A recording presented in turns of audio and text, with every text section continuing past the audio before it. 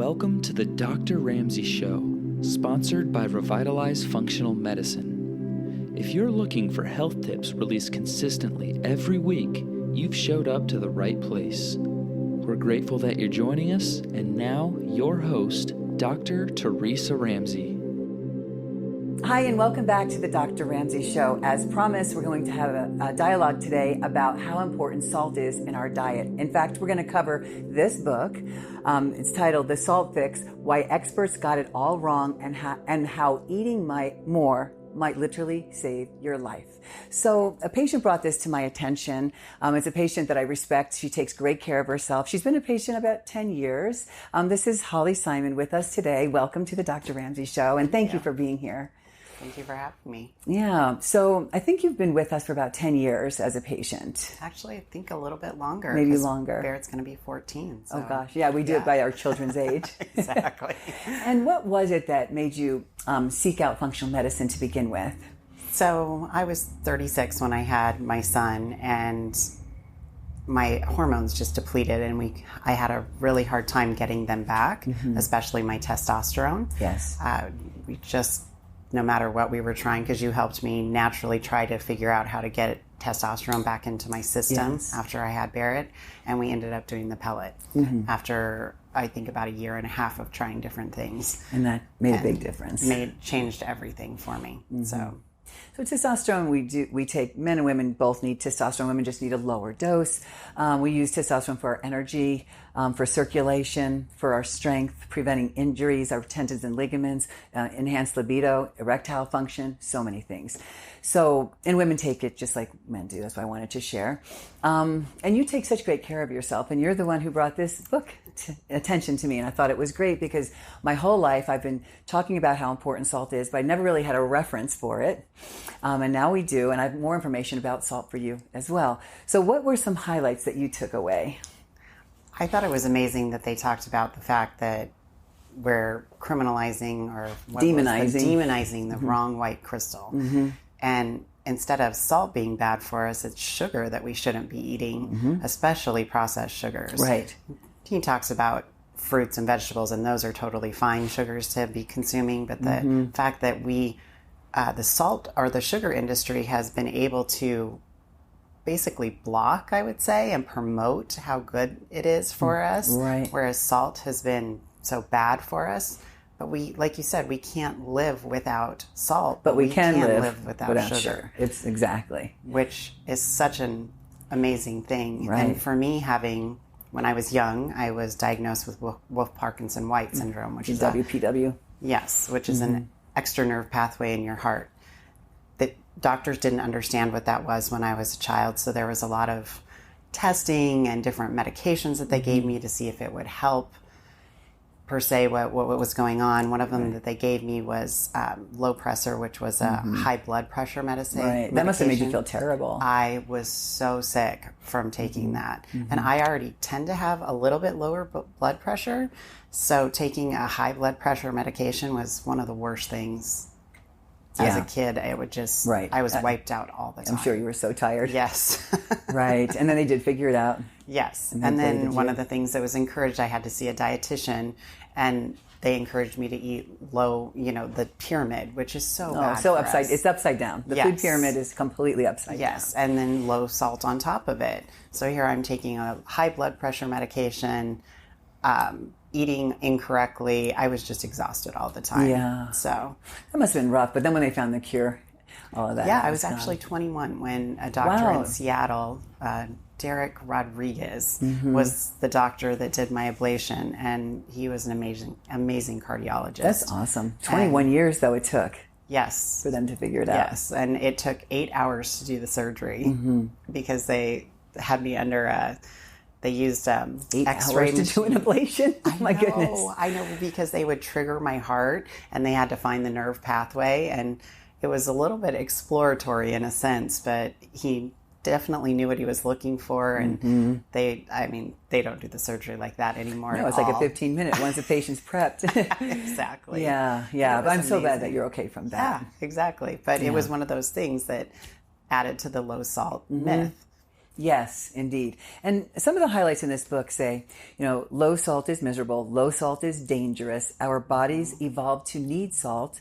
Low salt guidelines are based on inherited wisdom, not scientific fact. All the while, the real culprit has been sugar, like we talked about, and the more salt we eat, the less sugar we crave. I think that's huge. I do too. Because so many people have sugar cravings. Right. And if we ignore our salt cravings, like if we, think we shouldn't eat a lot of salt, we get sicker and sicker, and we eat more and more food to make up for the lack of salt. Right. And, even I have an experience with this where my boyfriend's dad was in the hospital. He had swelling in his legs, and the doctors, a doctor and his intern were there saying he has to eat low salt. And I said, wait a minute, there's a difference between salts, which we're going to talk about today. Table salt and then sea salt are two entirely different things. One is a toxin, one is a medicine. And I kept saying he needs the salt to bring the fluid back into his cells. And the intern said, I've heard something about that. But these are doctors at Mayo treating patients with fluid retention and hypertension with low salt diets. So let's talk about that, because there's a whole chapter in the book that says, what's the real cause of hypertension? And we gathered it's a simple thing. A low salt diet. Low salt diet is the problem. Right. You'll find, for me, I find that if I don't have enough salt, I'm lightheaded when I stand up. Yeah. There's so many of the basic things that you feel in your body. Your blood volume is down because, and the damage to your arteries and that kind of thing from low salt is so damaging. Right. Makes them tense, the vessels tense. Exactly. And so the hypertension that people get, I found it so interesting. All the things that we think are causing these heart conditions and different things throughout our body. Is actually the cure. Right. That was such an eye-opener for me reading the book. Yeah. It was a little bit interesting and hard for me at first to wrap my head around a new idea. The amount of salt, because it's just been our whole lives that, what does he call it in the book? The salt wars. Salt wars, yeah. Yes. So the doctors that are for it, the doctors that are against it, and their tests that they've done or their studies that they've done through over time. And the very first study that they talk about in the book, because I thought that was what was great about this book, is it referenced all the different studies over time. There was a lot of references, Yeah, so it's not just an opinion. So I thought that was really interesting, and how people with influence were able to get that passed, but then the or the sugar companies were able over time to keep suppressing the fact that sugar was so bad. Exactly. And even, they showed all the science about which countries have the lowest risk of heart disease, hypertension. And those are the countries that eat the most salt, like Korea. They eat kimchi and everything salty. So, that just goes to show that low salt diets like America are going to have the highest risk of hypertension and heart disease, period. Well, and in the studies they showed in the years where they changed our diets and more sugar was added in, how heart disease went up drastically over these years, which is amazing. Right. So I think a big takeaway is if we eat more salt, we're going to eat less sugar. So that's a big one. And if we eat more salt, we're going to have more energy. We're going to feel better. We're going to function better. And it's not eating salt as to processed foods. Correct. It's not let's sit down with a bag of chips and get our salt intake. It's let's eat natural, organic, or, more naturally occurring salts. Absolutely. And, we basically come from the sea. And in the sea, there's minerals that have a ratio to each other, which is the same ratio in our body. So that's why we're going to get into how to make some recipes at home if you'd like to get more salt in your diet. So so there's table salt, and that's bleached sodium chloride that has anti-caking agents in it. And then there's Himalayan sea salt, there's Celtic sea salt, there's Redmond sea salt. We're going to go through each one of those and why they're so different. And then we'll give you a recipe that you can make at home. So one of the salts that I use at home a lot is Redmond sea salt. This comes from the earth in Utah, so it doesn't have the petrochemicals from the sea. So Redmond sea salt, he says, has 60 trace minerals in it. It's the highest calcium content. It doesn't have any anti-caking agents, and it lacks the environmental pollution that comes from the ocean. The best ocean sea salt, I think, and he talks about that as well, is Himalayan sea salt. The ocean is cleaner. It has 84 minerals and more potassium. But there's less toxic minerals in the Himalayan sea than there are in the Celtic sea, for example. Celtic sea salt has 82 trace minerals, but they're very small quantities compared to Himalayan, and it's not as clean as the sea. And then iodized table salt, like you said, Holly, is simply sodium chloride, which isn't terrible, but if we eat a lot of it, it is terrible. Because we don't get all the other minerals, in and it. it's over processed, and it's cooked at 1,200 degrees, I think they said. Just so killed. it takes all the goodness out of it. It's dead, and this is alive. Exactly. So you told me, I asked you, what's the recipe before I got to it in the book of making this? It's called a Solei.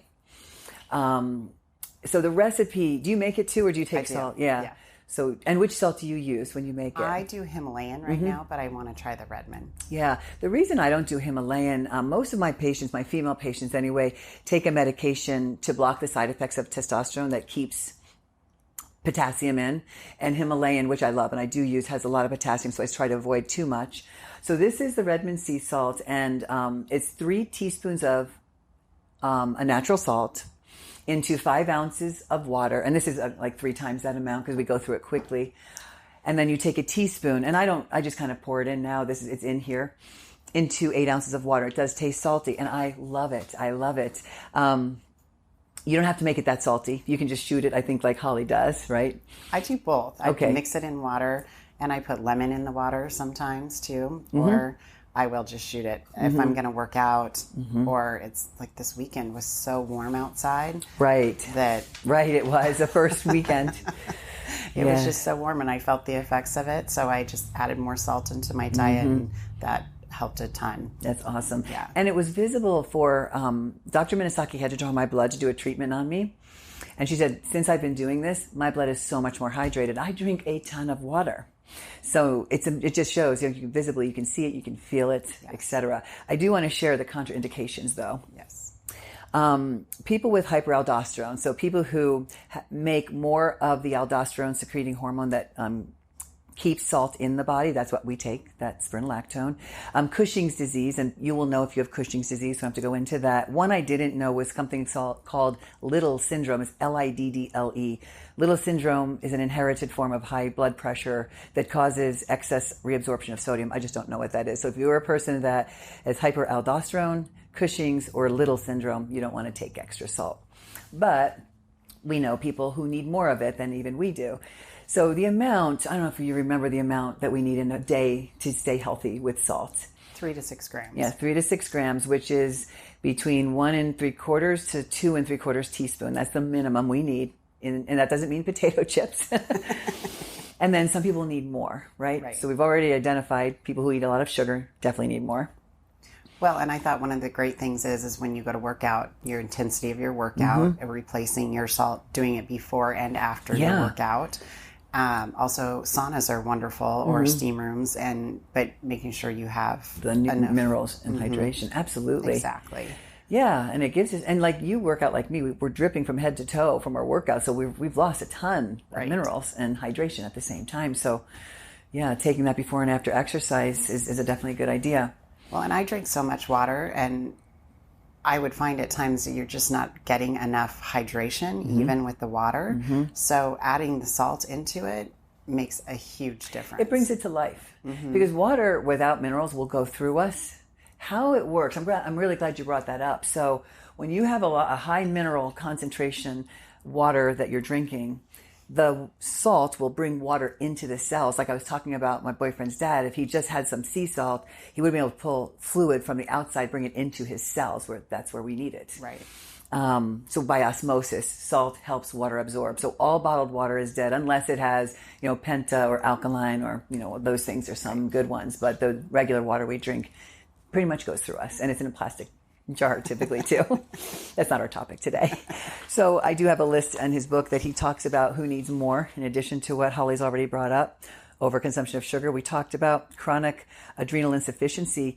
And, I do tell patients, if you crave salt, that's an adrenal issue. But now I know it's more than just adrenal issue. It's a cardiac issue. It's a bone issue. It's a kidney issue as well.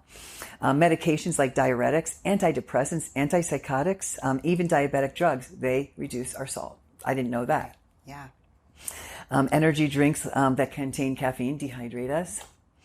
Intense exercise, like Holly brought up. And I didn't know this. Low carbohydrate diets, like I eat, are low in minerals. I did not know that. That was a shocker for me too. I thought that was really interesting. Yes. In fact, that you can go a certain number of days, but then it really kicks in. And what do they say? We're starving on the inside. You were starving. Yeah, exactly. Salt is so essential. Yes. And then also prolonged intermittent fasting can deplete us of minerals. And a lot of patients are doing that now. Right. It is a popular, way to lose weight. Right.